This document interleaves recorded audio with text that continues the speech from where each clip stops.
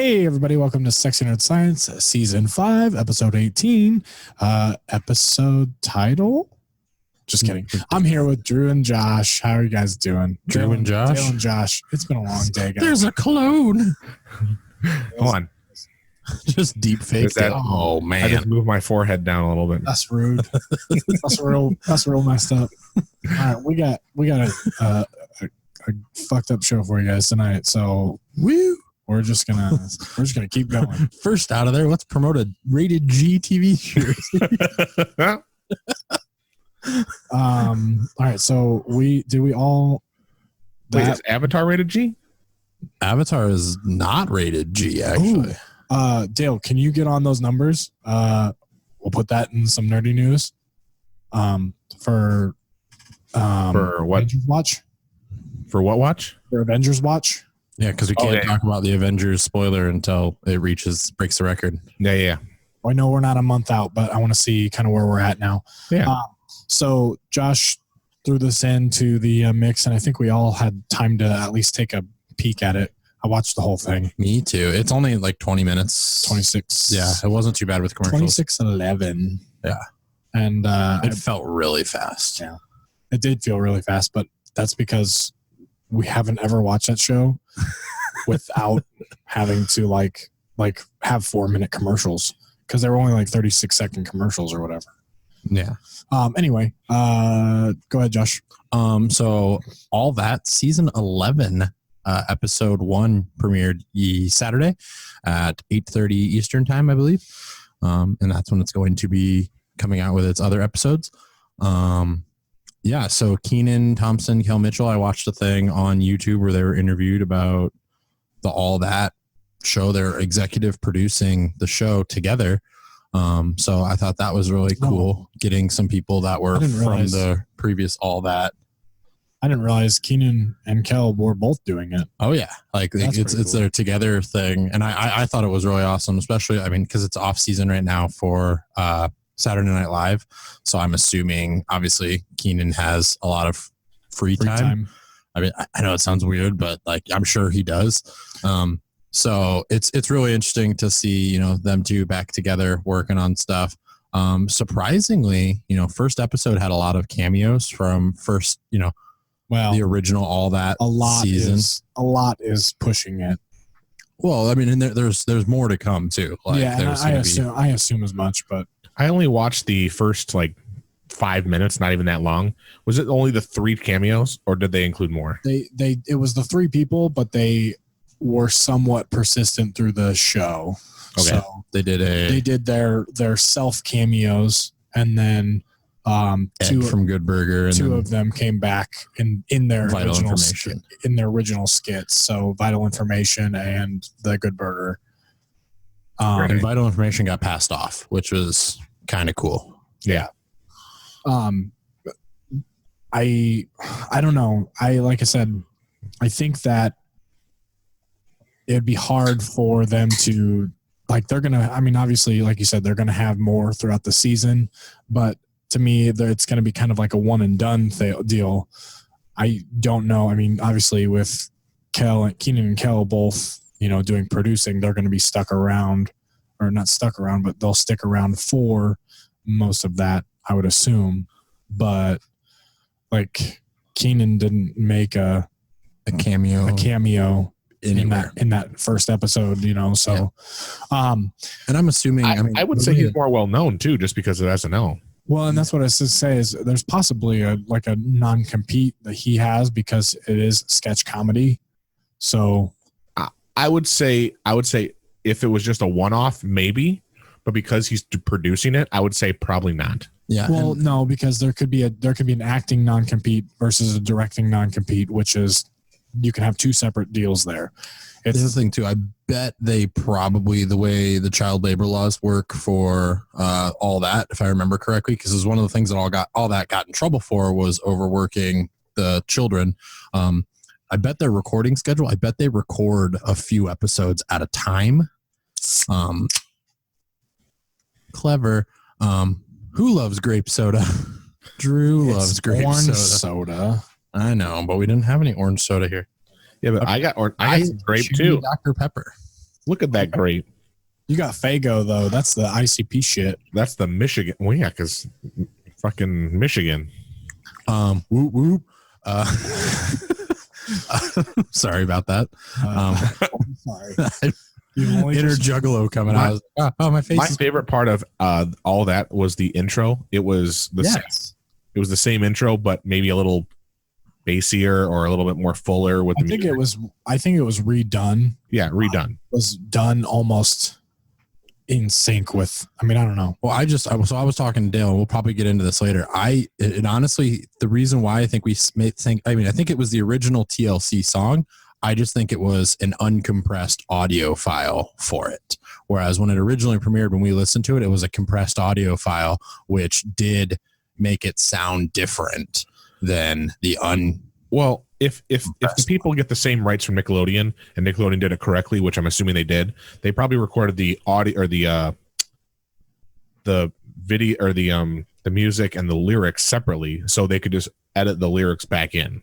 Yeah, and I bet they probably just remastered it. Yeah. Obviously, it's the original TLC song. I know they were talking about mixing it up, remixing it. When I was watching don't do that. Hell interview, and they were like, it'd be really cool if we could keep it the same. And they were flirting with the idea of just tweaking it just a little, or just giving it to us straight out the bat. So it was kind of a surprise, and I was like, oh, cool, it's the original song. TLC. It would be obviously impossible to record a TLC song again. So I thought that was really, really awesome. But I do think that one of the things that, Dale only watched a couple minutes of it and Drew and I watched the whole thing. It did seem to go really fast, but I think there's many more sketches to come. I know they promised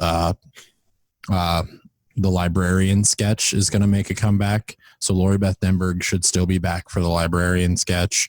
You're going to see Kenan Thompson is supposed to replace his role as Pierre Escargot.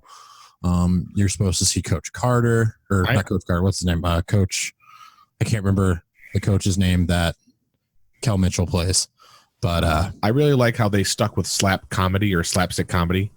It's more no one does it that much anymore. So, well, and I mean, there's only to be honest, there's only so much children can actually do. I mean, children nowadays are, obviously you're supposed to do it into the mic, Josh. Subtle. No, it wasn't subtle because you could still kind of hear it. You could hear it, no problem. Yeah, no problem. That's why you got to do it straight up in the mic. Get that good pop. So the thing about I think the thing about the kids is you can only do so much as far as comedy goes, and slapstick is where it's at for the kids because they can't do raunchy comedy or non-PG comedy. I mean, remember the 90s show did some like, I can't remember, was it All That or was it the Amanda Show that did the giant popcorn pants or whatever? Oh yeah. It was one of them. And that's another guest star that might possibly be on All That. Amanda Bynes. Season 2. Yeah. So Kenan and Kel mentioned that we really we're open to it. Like if she wants to be on the show, we want her on the show. Yeah. So I think that would be really funny. And so they're basically eating popcorn out of the ass of the pants, and it's not necessarily super non-PG, but it's definitely suggestive in some sort of manner. And parents wouldn't like it. I mean, I don't care if the All That cast eats ass on screen. I don't give a fuck. I mean, I would because they're children. Yeah. Don't need to see that on TV. But I do think in the manner that it was in the 90s. I still think it's innocent. Yeah.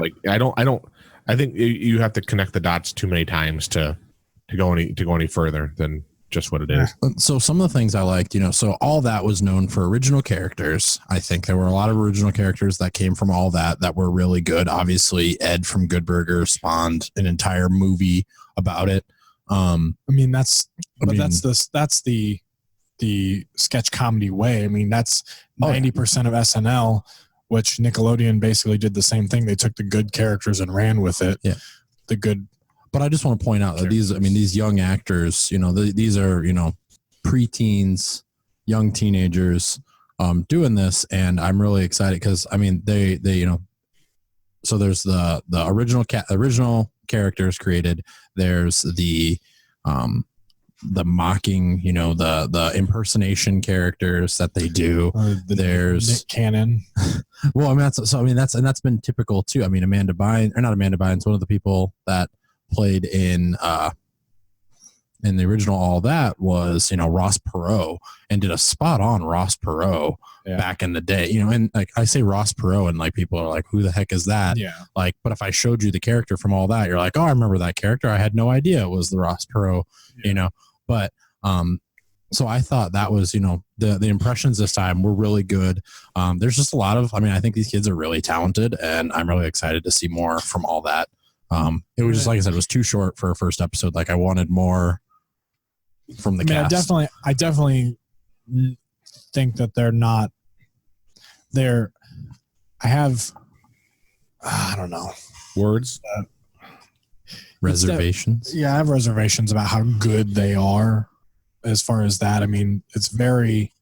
Do you think it's just because of you're an adult now and you look back on nostalgia versus something new, or is it because it's not necessarily like, oh, they weren't characters I recognize or anything like that. It's definitely like they play the characters well, but most of it's done like based on just like the makeup and everything. Like when they did, you didn't see it, but Josh, when they did the dance, like the Nick Cannon dance-off thing. Nick Cannon dance-off thing. Yeah. Like, which was a play on the Masked Dancer, just for people that didn't catch that. So I was going to say Masked Dancing or video game celebrity dancing or whatever it was called. So they were doing video game dances, which was funny. That's all the rage for kids. Exactly. So it touches on that area. And they came up with new dance moves too, which I thought, well, I don't want to make myself seem really old here, but it was like parody moves of like current dances. Instead of the floss, you had the teeth brush. Yeah. Okay. Just making sure. But like the kids themselves, when they were doing the acting and stuff, I thought that the way that they were done up was good. Like, aside from the very, very terrible, like muscle suit on the Rock kid. So, I'm going to disagree. So I know exactly what you're getting at. I thought Beyonce was fantastic. She did an awesome Beyonce impersonation. There was an awesome, like it was spot on Ariana Grande. And then the Rock, I was like, oh, this is terrible. This is terrible. But then there was one scene where he says like a joke about like, he says like a rock joke and then looks right at the camera and gets like the perfect eyebrow. And I was just like, oh my God, like this kid. So like I said, it's a terrible suit, but it was so good. They were done up well, and like I said, I think that like just I don't know, man. I think that was just because I think they put a lot of time in the costuming and design for the other two. I think The Rock, they were just like, how are we going to make a kid Dwayne The Rock Johnson? And like I said, let's just put him in a muscle suit and a bald cap. His bald cap and like everything was good. Yeah, there was nothing wrong with that. The muscle suit was just kind of dumb, but like not like they could actually put a budget into a real like latex muscle suit. But anyway, that's just me being picky. But like I said, their actual acting like was just kind of like, all right, I see it's on Ariana Grande, but like I wouldn't have guessed it probably if you weren't done up that way. So I thought it was perfect. And that's where impressions get for me is like if you can do it without, and then they have the guy that was Adam Sandler. That Adam Sandler impression was spot on too. I didn't think it was. The only reason why I think it was spot on is because they did Adam Sandler on SNL a couple weeks ago, and then they had like the cast members from SNL do Adam Sandler impressions. Yeah. And like I was like, okay, those are like on. Obviously they're not Adam Sandler. They're definitely caricatures and like exaggerations of the Adam Sandler. I thought his like Adam Sandler voice was not. Yeah, God, it was so. I thought it was good. I really liked the Adam Sandler one. I thought the Nick Cannon one was funny, and I think the Nick Cannon one was Cyrus funny. I didn't. The Billy Ray Cyrus is dead. I'm a country singer. Damn it. So anyway, I look forward to seeing where the cameos go. Another one, Josh Server was on there. He'll probably reprise his role as the Ear Boy. Yeah, as like Ear Boy he'd probably be Ear Man with a son or something. Ooh, that would be really good. And then he was the Milk Guy, the too. Milkman. The Milkman too. For Super Dude's arch nemesis. So for those of you guys listening, Super Dude is lactose intolerant. So yeah. So anyway, Josh also did something cool this weekend. Well, another thing too. Jonas Brothers were the guest. Yeah. And if the Jonas Brothers record, like if the Jonas Brothers redo Less Than Jake's I'm a Dude, I think that's who did it before. I'm really excited for like a remix of I'm a Dude.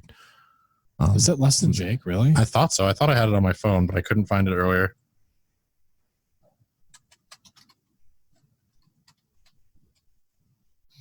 Find that out. I thought it was Dudes of the Century. No, that's not it. God, none of this is on here. I thought I had it on my iPod but I can't find. Isn't Less Than Jake a ska band? Yeah. They're not on Apple Music. Oh, wait, if I can spell right. Yeah, I don't know.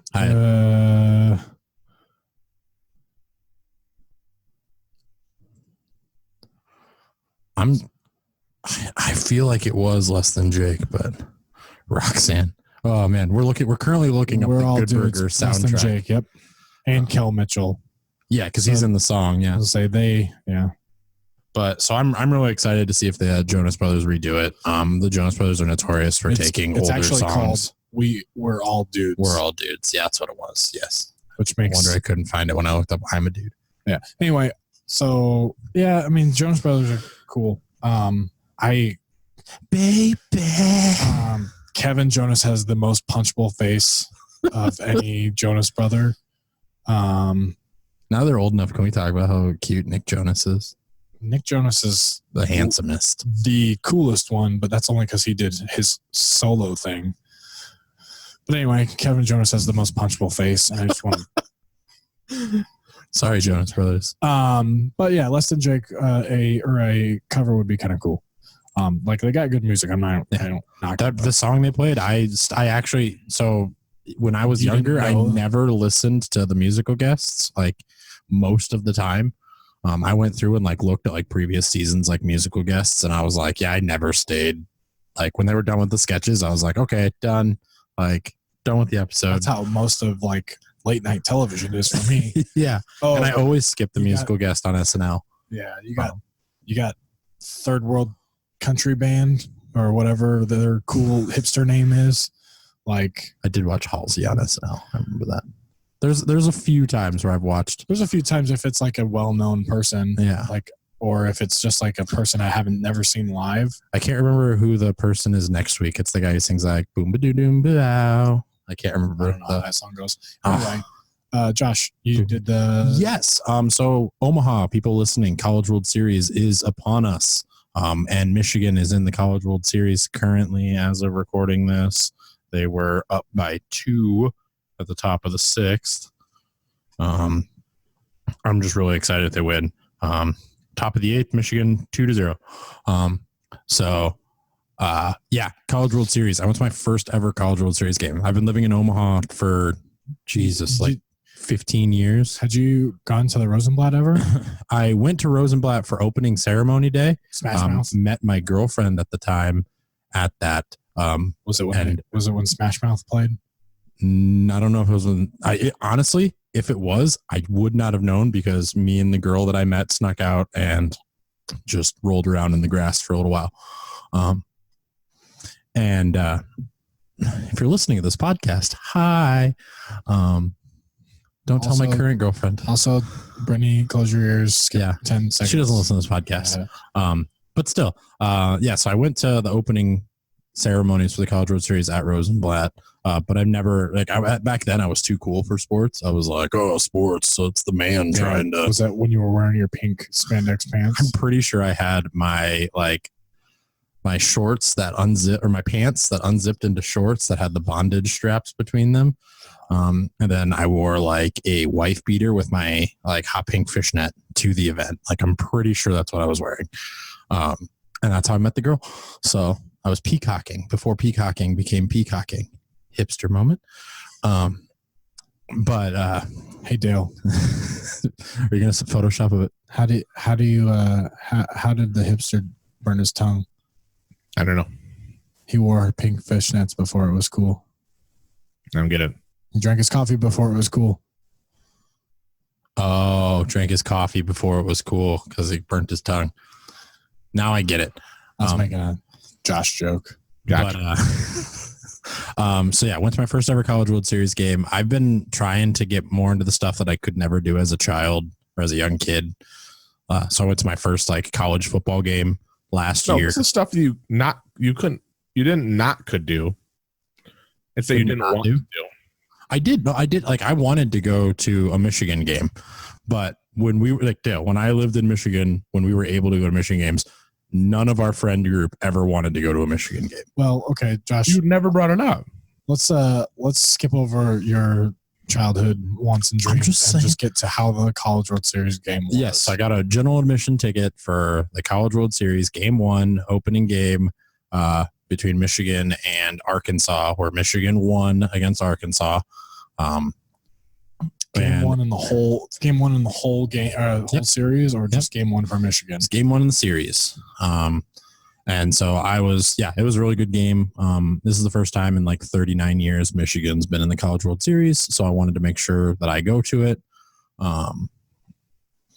And I try to do like record breaking things when I go. So my first ever Cornhusker game was the first game in like 50 years that's ever been rained out.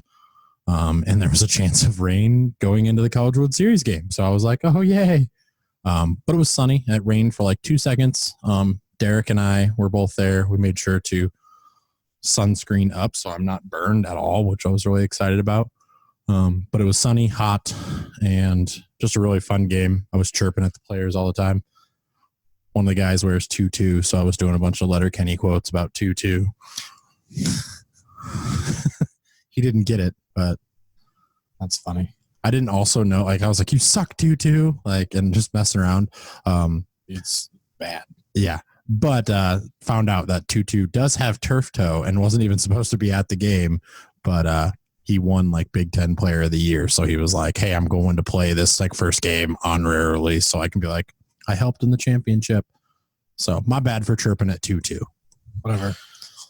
But yeah, overall, great game. I was really excited. I hate baseball is boring as hell, but going to the game was a lot of fun. And yeah, I want to go to another one. I wanted to go to the game tonight. Obviously, we're not doing that. Baseball's not boring as hell. Baseball without like. You're talking to the mic a little more, Drew. I'm literally like baseball's not boring. Baseball without activity is boring.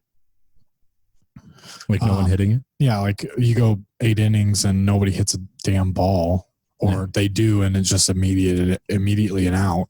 I really started being like, what's the strategy going into this game for like the first time? Like I usually don't care about that stuff. I really don't care about that stuff. I've been to plenty of baseball games with Dale and I did not care about any of that stuff watching the Tigers. But like I was keeping track. I was like, oh my gosh, like Michigan's pitcher's been in for 7.5 innings. Like he's thrown this many pitches. Like he's got to be getting tired. Meanwhile, Arkansas pulled like 6 pitchers the entire game. It was insane. They went through almost their whole entire like team of pitchers that they could go through.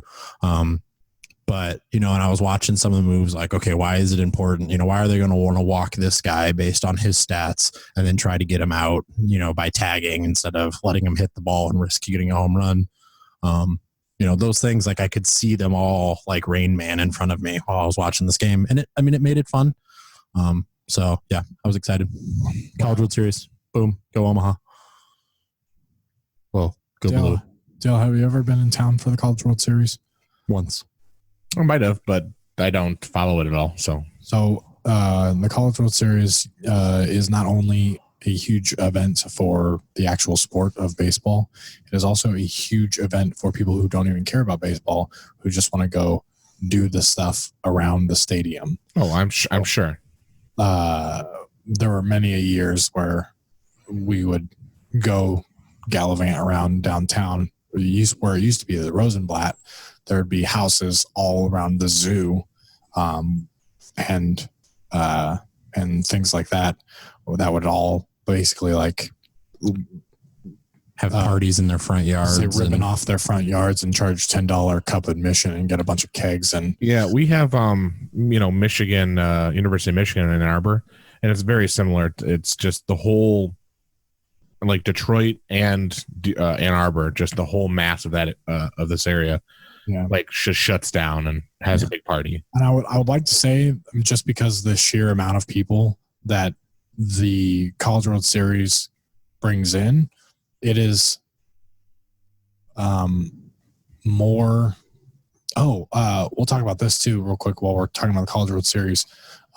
But it's more intense than like just a regular Saturday football game, because you have tons of people who don't know anything about Omaha coming to Omaha, or they're frequent College World Series visitors. It's a big moneymaker for sure for Omaha. Moneymaker. It doesn't pay for the stadium. We're still going broke paying for that damn stadium, but because we don't have enough events there. Yeah. To cover it. The College World Series basically breaks it even almost every year, and then we struggle the first half of the year to figure out what's going on. Like Omaha doesn't have trash pickup regularly right now because they can't afford it. Yeah. So what I was going to say though about the College World Series is, I don't know if I was talking to you, Josh, about this or not, but rideshare apps. Yes. Because of I talked to an Uber driver about that actually. Did you? Yeah. Okay, he says it's not going on. So what? I was an Uber driver. You were the Uber driver that he talked? No, I was an Uber driver, so I can answer questions. Oh, he said that's not going on though? Yeah, I asked him if there was anything like that going on, and he's like, no, I'm making a ton of money to do this. Well, yeah, but just because he's making a ton of money doesn't mean that. No, there was inflated prices for the event. Okay. Yeah. So there usually is. They usually like give you like a backstory here. Because Nebraska is currently in the state of emergency or whatever they consider it, because of the flooding, you can't do peak hour and peak time pricing for places that are in a state of emergency, which I'm behind the Uber drivers on this. They were potentially going to go on boycott, or they were potentially going to go on strike or whatever, because during the College World Series, we would technically still be in a state of emergency. So they couldn't potentially inflate those prices. But from what Josh said, he said they were being charged like that normal rates that they would normally make. Which is what I said. I said, as long as it's not somebody who's going through disaster areas or somebody who's affected by it, i.e. the people who are flying into town to, stay. So I thought this was really interesting too. So we got scooters finally in Omaha. We've got two different brands of the scooters, Lime and the orange one that Michigan has. I can't remember what it was. Spin by Ford. Spin. Yes. Yeah. So we've got both of those now. But they were geo-fenced around the event. So they would stop working at a certain spot to like basically be like, hey, park your scooters at this area. And there were like signs saying park the scooters. They won't work beyond this point. And people were still like, they'd go beyond it. And then once you get like a block past where it was at, the scooters would shut off and then just become like push scooters. So people were still taking the push scooters like right to the door. But it was really interesting to see the technology behind that working. Literally hundreds of scooters. I'm surprised people didn't get more tickets because Omaha was like, hey, we're going to enforce helmet laws. Not helmet laws, but they're not required for the scooters. No, they're not. Yes. Not in Omaha. I'm telling you. They're just got a ticket for it. For not having a helmet. They're only encouraged. They're not required by law. Wow. For the scooter. It doesn't go fast enough. However, you can't ride them on the sidewalk, which is a huge thing that people were getting like pulled over for on the scooters, is people riding them on sidewalks. I mean, I didn't see it myself, but somebody said that it literally says you have to push in the have you done it either? Yeah, I've signed up for the I've done them. I used to charge for them. When you're on the Lime ones, this is the only one my friend has experience with. If you're on the Lime ones, it says you are required to wear a helmet. Yes, they require you to wear a helmet. The law does not require you to wear a helmet. It's policy versus law. Yeah. Some My guys favorite. Yeah. So it is one of the things that I've noticed about that like it's like, hey, you need to wear a helmet when you're doing this. I was like, no one's bringing their helmet, and then like everyone around's not wearing helmets doing it. So I was just like, yes, I have a helmet, and then scan and go. But yeah, we parked at like 12th and Harney and walked all the way down. It wasn't too bad. $14 for parking was pretty good, and it wasn't even full. So yeah, Omaha's booming right now. So make sure to tip your servers at all those places. I can't tell you enough how there's been like 4 shootings too in like downtown Omaha recently. Which is not quite normal for that area. But yeah, like these servers are staying late and helping a bunch of pissed off drunk people because there's drinking allowed at the stadium now. Yay. there wasn't drinking allowed at the stadium before. Oh, like it just started 2 years ago. You could drink beer. I was saying I got beer when I was working for Scooters. I don't know. Was so in the booth. It's different, or in the box seats. It's different rules. Huh. Because you're not like with the public. Yeah, I suppose. But yeah, so College World Series, pop culture literacy. Dale, you ready for this pop culture literacy question? Yep. All right. So because it's Pride Month, I just wanted to talk about Taylor Swift's new music video that premiered today. Oh, God damn it.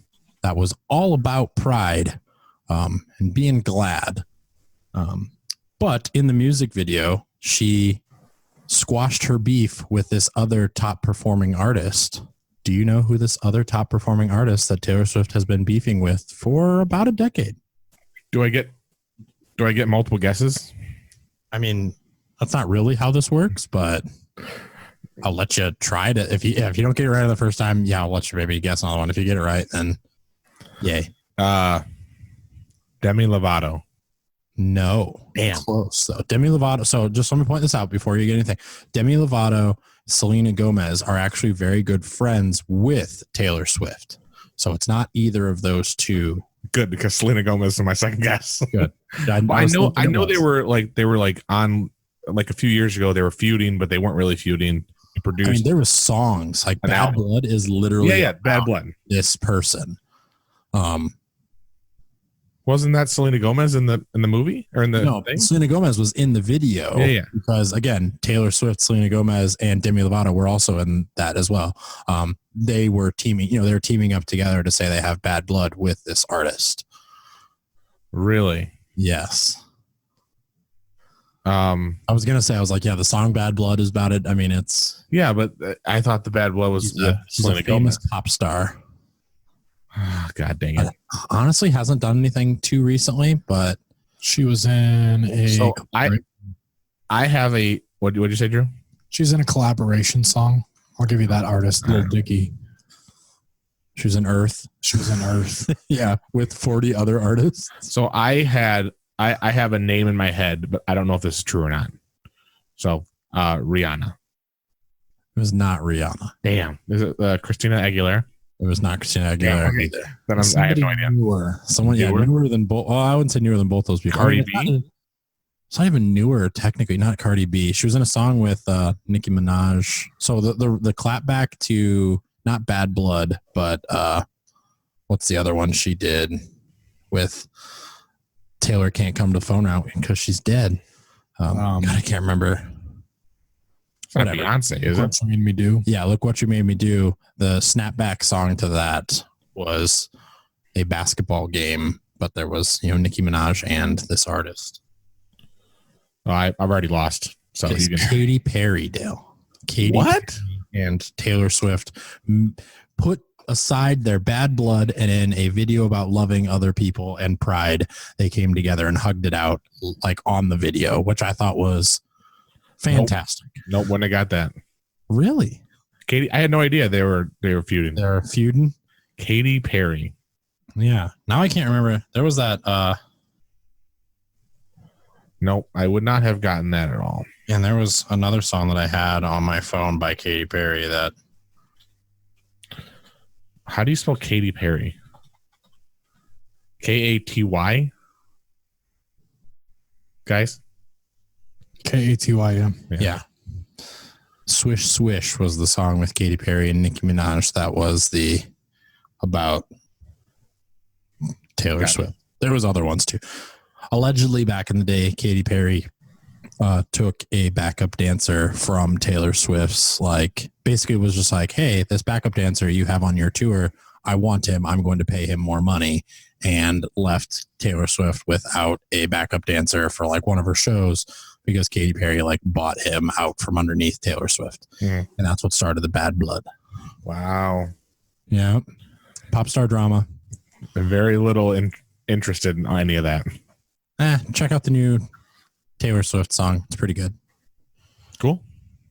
But let's get back into our nerdy news now. Ocon Expo starts this 2 weeks from now. 2 weeks from now. Yeah. It'll be a week from you hearing this, but it's about 2 weeks for us. If you listen to this on launch date. Which we will no longer be launching at 3 p.m. or I'm sorry, 2 p.m. Central. We're launching at, I think, 12 p.m. Central from now on. Noon. Yep. Okay. High noon in the central time zone. Yep. All Just right. FYI, that's a change. I haven't talked to these guys yet about it, but it works a little better for us on the Project Nerd site. So that's why we're doing that. So, the Ocon Expo, this year, June 28th, 29th, and 30th in the Mid-America Center at Council Bluffs, Iowa. We're going to be in the Bud Light Pavilion, now going to be taken as the Project Nerd Pavilion. You can get passes at the website or Project Nerd or at whatever Sabrina's link is. $40 for a 3-day pass or a lesser number for a single-day pass, but it's definitely worth it for that 3-day pass. Dale, seeing images of the badges coming out too. People are getting their 3-day badges already in the mail. Yeah. You want to tell them about what? Dale, you want to tell them about the next bit here on the Ocon bit? Yeah. So we will be streaming live on Project Nerd's Twitch, possibly on their YouTube page. We will be also doing our own panels and podcasts. We have 2 sections. We have an interview section. We'll be doing live interviews. We'll be streaming that all weekend. And then we'll also be doing podcasts and possibly streaming a little bit over there. And if not streaming over there, we'll definitely be posting that stuff ASAP. Both have an audience view. So if you're in the area or you're at the con, please come by, watch us. What? Talking to your mic. Watch us if you can. It'll be really cool to, for you guys to share our stuff, post pictures, all that stuff. Yeah. Really cool. Photo booth set up. Yeah, we'll have the photo booth and pop-up lockers will be there. Lockers are looking real good. They got a fresh coat of paint, and we got paint on them. Shut up! You're supposed to act like we got. I mean, by the time you're hearing this, we will have paint on them. Yeah. So and new bolts. We got them all ship shape and everything like that. So my question was between bolts and rivets. Why did you guys go with rivets? Because they're 90% already bolted. Okay, never mind then. And a box of 100 of the size that we need was like $6 for the definitely in bolts. You guys been taking pictures of the whole process? Not yet. It's not a pretty process. Well, of course not. The end result will.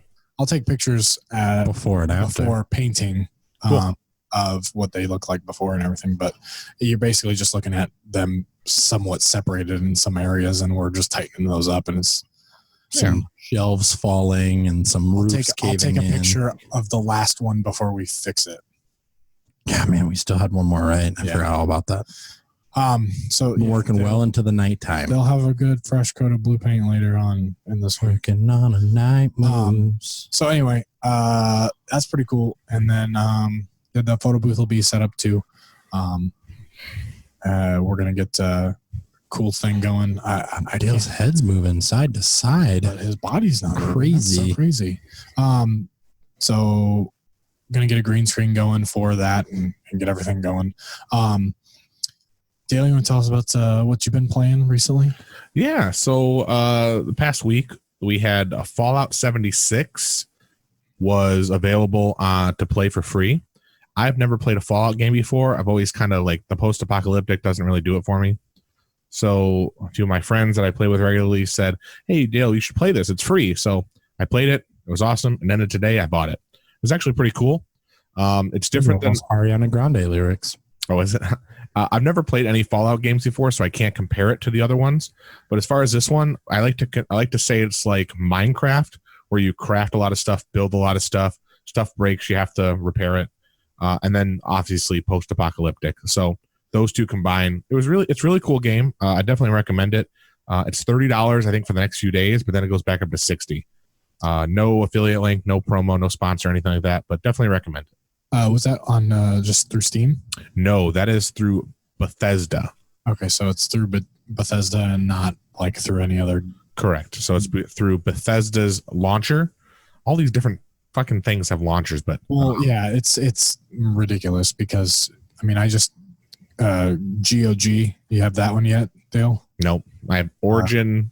It's Epic. Let's try. Let me see if I can figure. I can't remember what it's called. I just got it.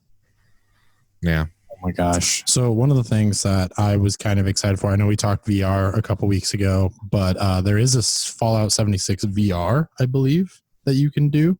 Really? Yeah. It would work good VR. It would work Borderlands.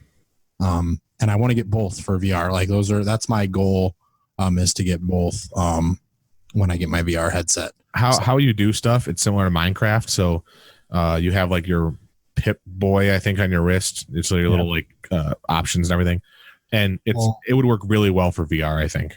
So games like that make me excited for the Knuckles controllers or the Index controllers, which I've decided I'm getting. Yeah.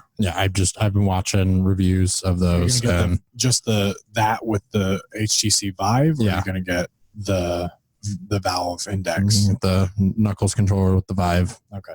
So I'll say, at that point, you might want to just spring for the Vive Pro. Or wait, I thought you were going to get the Oculus. No, I'm getting the Vive. Okay. Yeah. The crazy one though for the Vive, the Cosmos. That's not even announced yet, even still. No, that one's, don't they have a price tag on it? Nope. No. Or a launch date. So anyway, I think it'd be cool. So Dale, did you look up these numbers? Avengers numbers? Where we at?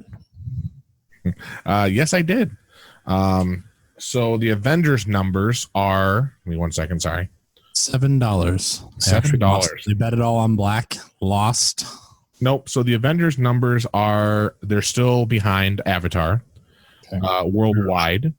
Worldwide is 2,788,000,000, and Avengers is 2,742,000,000. Oh, yeah. So it's about 46 million difference. So we were 70 million last time, so we're kind of on track. Yep. It's definitely going to be on track. It's at day 52. So yesterday was day 52. For the release, we are way above how much Avatar made domestically. Avatar has already surpassed that a month ago. Yeah, domestically for year to date, or not year to date. God damn, always. I don't know what to fucking call Release to date. History. So that was interesting. Avatar itself is 760 domestically million, and Avengers is 830 million. So about 70 million difference. Yeah, I mean, I definitely think that they're going to break out. Like you said, it'll be about a month. I think it'll probably be, day 70 or so. I just can't believe like Captain Marvel's out in DVD or in Blu-ray right now, and like that was really quick. It's well, because of the digital. I mean, everything's digital now. The only reason you're buying DVDs and stuff is just to have a physical copy. But there's people who are pre-ordering and getting that basically 2 months after the movie comes out. Yeah. Which, I mean, back in the day, is exactly what we were waiting for. Is not to have to wait 40 weeks to get straight to VH or to get VHS and DVD. Yeah, because it was like 7 or 8 months. I learned so much about VHS technology the other day too. But yeah, that's awesome. Cool. Nerd battle, Josh and Dale. Nerd battle. It's So not since battle. I technically got mine in last, should I go first now for what I we'll picked? do that. Okay. So, Mecha fight. we're doing a mech fight, basically. We'll give them no holds barred. They can pick any sort of a suit or a non-suit. I don't know what I guess. But, Zoid-like suit. Yeah, so you got Zoids, or you got Gundams, or Organoids, or like the Iron Giant. He's technically mech. I would say. I would say so too. I mean, canonically in Ready Player One, he's counted as a mech. So anyway, Josh, your pick and a little blurb about why you think. I picked Mecha Godzilla because Mecha Godzilla is like the coolest of all the Godzillas, I think. It's obviously got all of the regular powers that a regular Godzilla has, but he's a machine. But he's huge. Drew's looking up all the specs on Mecha Godzilla right now. For 40,000 metric tons. Stands 160 feet tall. I guess he's not the actual biggest Godzilla. The new Godzilla is the taller of the two, but he kind of more hunched over. I guess if he stood up like fully, he'd be up there. But still, how tall is it? You said 160 feet. 160 feet, 50 meters tall. 160 feet. Huh. This is an interesting little chart. Yeah, I didn't realize that. Kind of King Kong's in there. Yeah, but like the 2000s Godzilla was actually only like 65 feet tall. That doesn't look right. And then the monster from what's that movie? Cloverfield is only like 80 feet tall, maybe. I think that's a weird. I think if his little pincer thing was down. Yeah. But yeah, Mecha Godzilla. What's that? Which Godzilla is this? I think those are both the new Godzillas, just different perspectives on them. Yeah. And then that's obviously the new, I can't think of the name, but I want to say Hydra, but it's not the Hydra. I don't know. Oh, God. I used to have a Mecha Godzilla toy, and that's one of the reasons why I also picked it, because my friends had like the Green Ranger dragon. I love the Dragon Sword. Like, oh, Dragon Sword, so cool. It's like Mecha Godzilla. That's what I would have picked. The Dragon Sword? The Dragon Sword. I knew you would have. He got rockets for fingers, man. Pew, pew, pew, pew, pew. God, he was just so easy. Like one sword swipe, though, and like his chest would spark. What I would have done if I was going to pick like a Power Rangers mech, I would have done like the Brontosaurus with the holes. The dragon on top of the Brontosaurus riding it. Yeah, that would have been great. But yeah, the ability to shoot like nuclear blasts out of his mouth is probably the other thing that I like about Mechagodzilla. He's OP. He's OP in Ready Player One, honestly. Just killing tons of different mechs. Cool. So I'm just curious to see what Dale's pick is now. So my pick is the Striker Eureka Jaeger from Pacific Rim. He is a little bit taller than you at 250 feet. He weighs a lot less though. So I don't know. Yours says it's 40,000 metric tons. When this one 40,000 pounds. Oh, 40,000 pounds. Yeah. Or I think, right? Is that what I had to go back here on the? This one says 40,000. No, 40,000 metric tons. Yeah, because he's like solid metal. That is like, a lot. Yeah, he would literally go through like Earth with that kind of. Yep. So this guy only weighs 1,850 tons. Pull up to see if it versus. What? I was just checking to see if if there's already a versus. Both these. Yeah. So this guy is the strongest and the fastest Jaeger right now. Nuclear powered, correct? If I remember right. I believe so, because he was nuclear, not it's 11G supercell chamber, what its energy core says. If I remember from my Pacific Rim, he was a Yep. He's already killed 11 kaiju. So. Oh, yeah. The Gypsy Danger was the first nuclear powered one. It's got a lot of cool stuff. Swords. Board already. Stuff. Where? Down. I don't know that much about Mechagodzilla. So I don't know pros and cons to picking this guy over Godzilla. I think that's that mine being a biologic, like a cyborg technically, like because literally all Mechagodzilla is just like take the original Godzilla and just make him metal. Adamantium. Yeah, make him metal and like because it's a living creature too, which is really weird. So is he considered a mech then? I mean, yes, it's Mecha Godzilla. Yeah, but it just stands for metal, doesn't it? Yeah, not actually a mech. I would put it on par with a Zoid, or what people get in the Zoid, or like Iron Giant is. I mean, he's would you call Decepticon or Autobots a mech? Yes. Oh, I wouldn't. I think a mech you have to get in. Really? Yeah.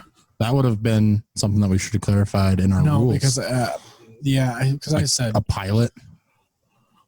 I would assume, yeah. We said piloted or unpiloted mech, so I mean, we said, yeah, we did say pilot or unpiloted.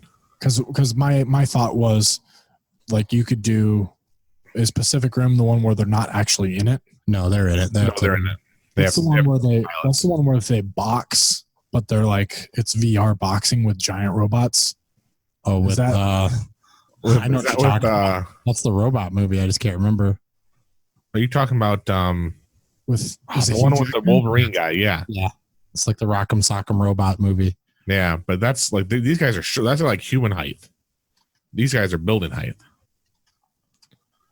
So I mean, those are still technically mech suits, but see, that's what I would disagree. I would disagree with the mech suit. They're mechanical suits. See, like Iron Man, that's a mech suit. Yeah, it can be piloted or unpiloted. That's what it was. So, what about Big Daddy? Big Daddy would be one too. Mechas are typically depicted as humanoid mobile robots. So, I do really like the Jaeger. I thought that was a good idea for the Jaeger. The firepower I don't think would be any match for Mechagodzilla. I think he can move quicker. Nukes at you with my mouth. I think he can move quicker. So I think than Mechagodzilla? Yeah. No way. Yeah. Those guys are slow. So I think that the where it comes down to for me is the sheer mass that Mechagodzilla kind of carries behind him. If he could just get a hold of the striker, then I mean I think it's basically a leg off, like a leg pull away from kind of tearing. I've never seen Mechagodzilla before. I know nothing about him. Oh my God, is that him? He looks like an old Power Ranger. It looks like a white dragon sword. The only thing, and like, yeah, my guy would kick that guy's ass. He's gonna move faster too. My guy would kick that guy's ass. No way. Oh yeah, this one's really cool looking. That is really cool looking. It literally reminds me of like a white Power Ranger, but dragon sword. That's one of the reasons why. Like, yeah, I remember playing my Mechagodzilla toy, and I was just like, I like this. He's so much cooler than the Dragon Zord. But I really think that all it would. I really think that there's a Reddit post about this. That's what we were just reading. Oh wow. So, it's been a while since I've seen a movie starring by Godzilla. I don't know. Jaegers are slower, is what this is saying. Yeah, because Jaegers, like for instance, like they have like the rocket punch, which is like the fastest punch they can do, and it's rocket propelled. And like even in the Pacific Rim movies, like it's slow because it has to like warm up the rockets and be like, but it's powerful, but it's slow. Like, so okay. My take on it though is you're basically going to be. Whoa, this says, don't forget Mechagodzilla. No, yeah, that's wrong. Yeah, that's anyway, wrong. I think there's different Mechagodzillas. Is there? Yeah. Are there more iterations of Mechagodzilla? Like, for instance, that. Ooh, there's a good picture of like the Zords there. Could we really build giant robots? Man, that is like the first Mechagodzilla. That is guy in a suit Mechagodzilla. Oh my god! But look at the size to Gundams, and like Optimus Prime. Literally, Mechagodzilla could like grab Optimus Prime and pinch him between his fingers. But Gypsy Danger can, like, honestly, Gypsy Danger could make Mechagodzilla like S on his D. Yeah, that's true. From this picture. Picture. Yeah. Yeah, this is a really cool picture. Who is the person there? Did it say? Where? To the right, like there's a shadow person there. Is that supposed to be the?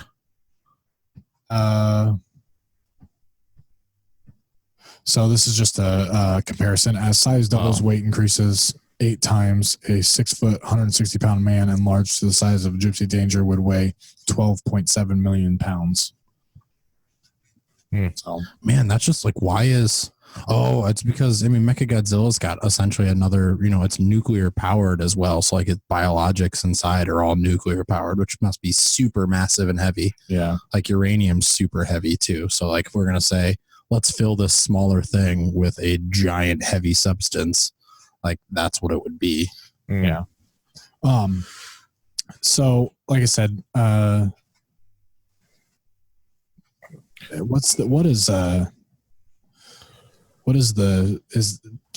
Gypsy Danger isn't the same as Striker, right?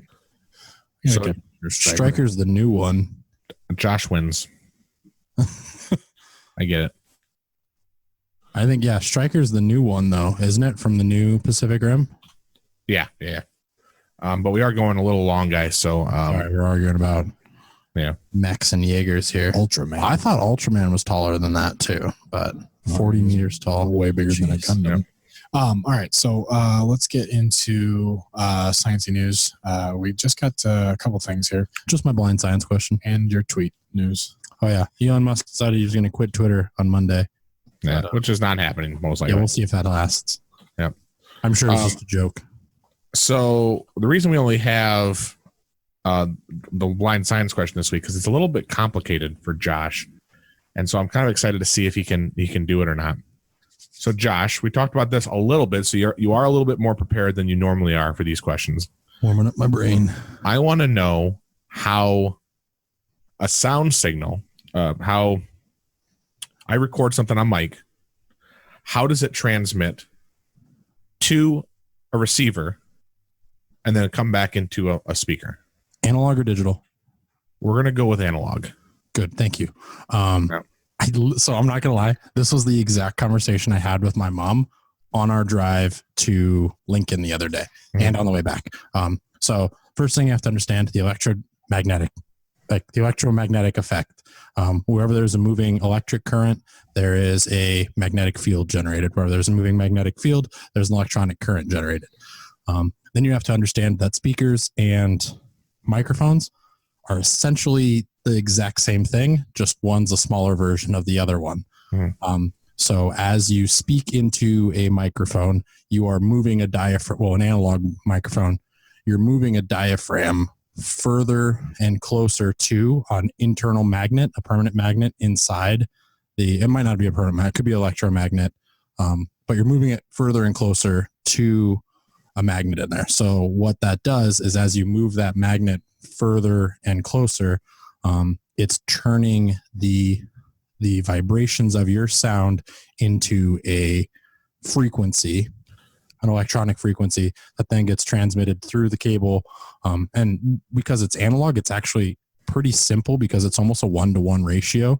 The analog signal going to an analog speaker would then. So here's where I want you to be more technical than you normally are. Okay. So I understand. I think I'm confident that you understand the principles of how it transmits. What I'm looking for is actually how it transmits, not the theory behind it, how it actually works.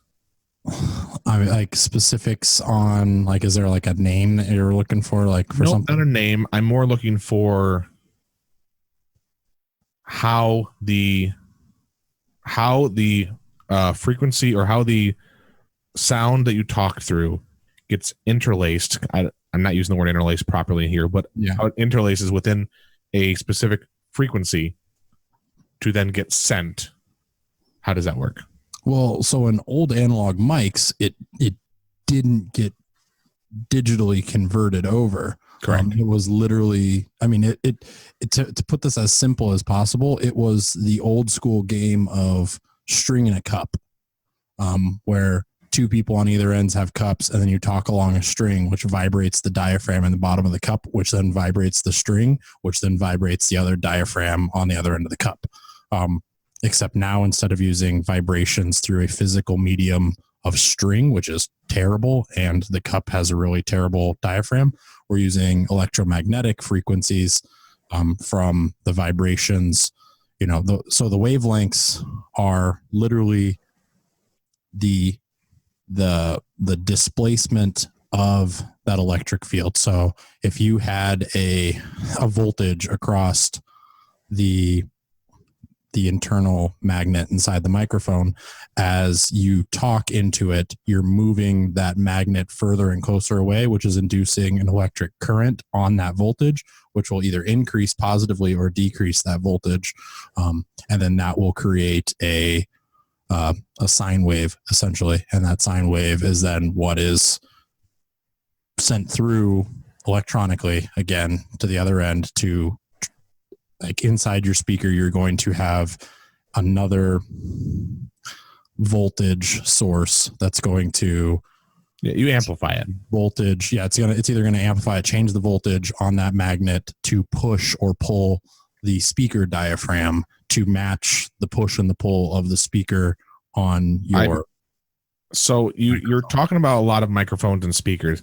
I'm looking for after and before that. So you're out here. I need you to be a little bit more in here. So it gets created here, put into an amplifier, connected to a transmitter. Here's where the transmitter starts, and it gets sent over a frequency. I want to know how it gets sent over frequency. I mean, it's an electronic signal. Yes. I mean, so how does the receiver know what data is coming through it? The change in voltage is going to have a different frequency change on it. It's not going to have a different frequency because the frequency is what you're tuning into. So are you thinking wireless transmission? I'm thinking of FM or AM radio. That's not what you said. You said speaker microphone.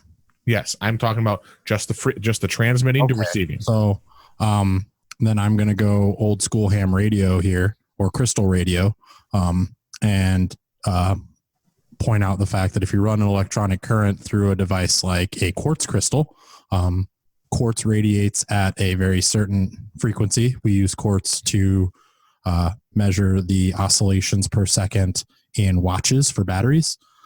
So a lot of older radios would use a quartz crystal with an electronic wire wrapped around them, run the current through the quartz. And then, so if you're broadcasting that signal through an AM FM frequency, you are varying you're using the same frequencies. Oh man, this is a lot harder than I thought it was going to be. This is something I didn't know either. I had to literally look it up. In on both sides. So you broadcast and tune in on the same side. So the wavelength frequency of the radio wave is going to be the same wavelength that your receiver needs to pick up. And you actually only pick it up in like partial wavelengths. You don't pick up the whole wavelength because we're talking some things that are a dozen meters long. You know, when we're talking old AM signals, they're huge. These things are 30, 40 feet long. The frequencies, they're in the megahertz range. Yep. Kilohertz and megahertz for AM and FM. Yep. So yeah, you're getting pretty big, large wavelengths, and what you're picking up is just the differences between them. So if your quartz crystal is only this long, you're only going to be able to pick up frequencies that have a noticeable difference in their beginning and ending wavelengths. But you should still be able to pick that up through a certain matching point on your crystal. So the crystal itself is actually good. There's electronic ways to do it instead of just crystal. We did it in physics class. We literally made our own radio. Yep. You're matching the oscillation of, and you need that for anything. You have to match the sine wave here and match the sine wave here. Yeah, it has to be done. Otherwise it has no idea what you're talking about. Makes sense for electricity, makes sense for radio waves. I'm on board with that. I'm glad you mentioned that. So I'm going to give you a point if you can tell me how it differs from frequency to frequency. Not the crystal itself. I'm talking about, I say a word, and how does the word know from the transmitter? It sends it to the receiver. What type of data is being sent, or how is the data being sent? And once I tell you this, you're gonna be like, either oh yeah, or that makes sense, or I didn't know that. Good. The only answers that I could possibly have for that question. It's going to be, I'm looking for a change in something. Something has to change in order for you to transmit data, because the frequency is going to be always on. Frequency has to stay the same, which means so frequency is going to be wavelength over time. Period. So So as the frequency has to stay the same, or you're going to lose the channel. So the things that you can manipulate within that to not change the frequency are going to be the amplitude of the signal. That's what I was looking for. Going to be, your higher and lower amplitudes of the signal. Mathematically, that's the only thing you can change to keep the frequency the same. This is how, mathematically, and that's what I was actually looking for. It's actually broken down into ones and zeros at its base core. What? I would assume binary. Yeah, something like that. Yeah, it's complete. It's either on or off. Everything's like that. Yeah. So if they give you a frequency at a high enough thing through a certain amount of time, or an amplitude high enough, it's on. If it's not high enough, it's off. Yep. That way it would drown out any interference, and then you take that on and off. Depending on the frequency, you have a period, a set amount of time for each frequency. And there's pretty much a phase where you kind of start here and end here, and you count if the amplitude out of depending on how many periods there are, you actually count them up. If they're times two, or one amplitude higher than it normally is, then that's considered a 1. If it's just regular, then it's considered a 0, and those are then transmitted back to be the exact same thing. It's transmitted through a diode, and then those diodes cut it off to make sound. To then produce a voltage based on the yes or no. It goes from an alternating current to a direct current in order to make that sound. Yeah, that would make sense, because you wouldn't want to alternate both. I mean, your microphone and your speaker should run on DC power sources technically. Yep. But yeah, so I think that's a win, Dale. I do think that's a win. Amplitude correct. By the way, that's also how cell phone frequencies are working. One of the reasons why 5G is so important is because with 5G, you're using this huge bandwidth, and you can actually send more packets of information using the higher megahertz frequencies that are in 5G. And the only difference is between what we're talking about, sine waves, and a digital wave is like between between like an analog wave and a digital wave is pretty much a sine wave and a square wave. Yeah, literally on off, or partially on, partially off. Did we get there yet? But yeah. So I was always wondering, like, how did a receiver understand what it's transmitting? And it makes sense. It's binary, and then it would just make sense. Like, oh, that's a ooh, and then that makes sense. Donate to our Patreon so I can buy an oscilloscope and we can demonstrate this for you guys. Or I can just go to any college and be like, hey, can I borrow your 35-year-old oscilloscope? Not even your 80-year-old oscilloscope. Yep. They're old pieces of technology, guys. Yep. But that's going to be it for Science-y news today. Since we're running a little long. The whole podcast. Thanks for listening. Thank you guys for listening to our really long podcasts. We appreciate it. We're going to make them a little shorter for you guys. All right, guys. Thanks for tuning in to Sexy Nerd Science Season 5. Make sure to like us and subscribe on Facebook, YouTube, and Twitter. Don't forget to check out our merch on Teespring and support us on Project Nerd Patreon at patreon.com/Project Nerd.